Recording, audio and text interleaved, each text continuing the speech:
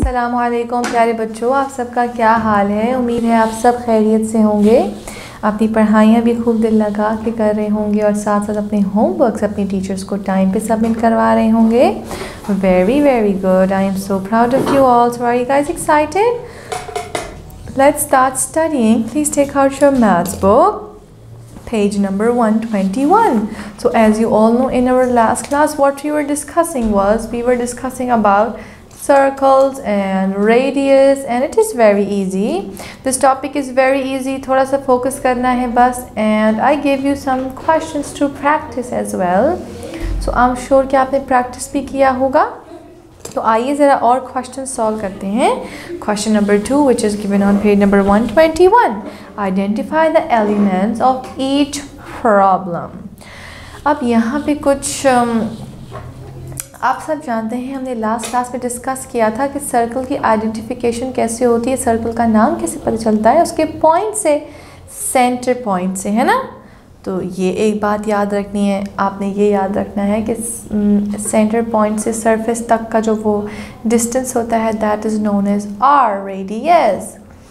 और अगर पूरे अक्रॉस द सर्कल, पूरे मिडल का बात की जाए, अगर सर्कल की एक सरफेस से लेकर सेंटर पॉइंट को क्रॉस करते हुए दूसरे सरफेस तक जाना है, तो इस पूरे हम लोग लाइन को क्या कहेंगे, या डिस्टेंस को हम डायमीटर कहते हैं। ठीक है, तो आपने बस यही आइडेंटिफाई करना है। तो आइए करते हैं page number 121, question number 2, part A.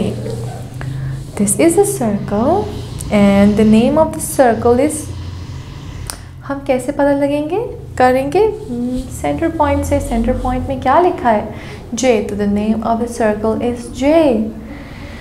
And radius, how we are going to identify that circle J का radius क्या है?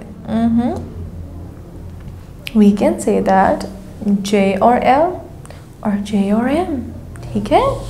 We can say that J और L भी radius हो सकता है और J और M भी, सेंटर पॉइंट से लेकर एंड पॉइंट तक सरफेस के। Easy, very good. Now अब हमने diameter बताना है कि what is going to be the diameter of circle J.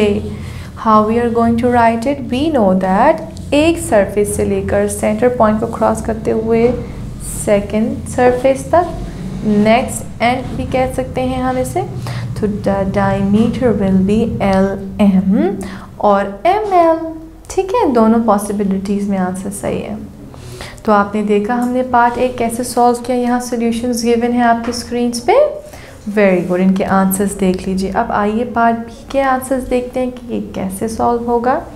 Now this is another circle and the centre point of the circle is R. So what is going to be the name of the circle? Circle R. Alright, very good. Now हम ये कैसे लिखेंगे कि radius क्या है इस circle का? Tell me. It can be R and U, it can be T or R, or it can be S to R or SR.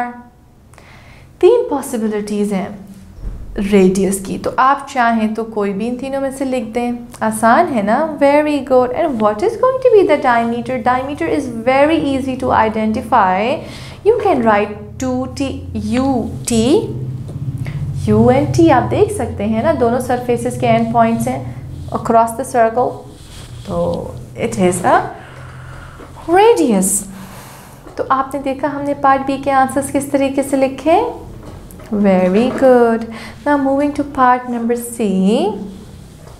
This is another circle and the centre point of the circle is A. Very good. And yeah, what is going to be the radius of this circle? The radius of this circle is going to be AB or AC or AD. Okay, so there are 3 possibilities here as well. So make sure to write it correctly. जो आप चाहें circle का radius इन तीनों में से एक लिख सकते हैं। And the last one is going to be the diameter for this circle C. I'm sorry, we are going to say circle A, क्योंकि सर्कल का नाम A है ना। अब आपको देखना है कि आपने डायमीटर कैसे लिखना है सर्कल का। The diameter, 2 end points across the circle. Radius से गुजरना भी बहुत ज़रूरी है सेंटर पॉइंट से, and those 2 end points are C and D.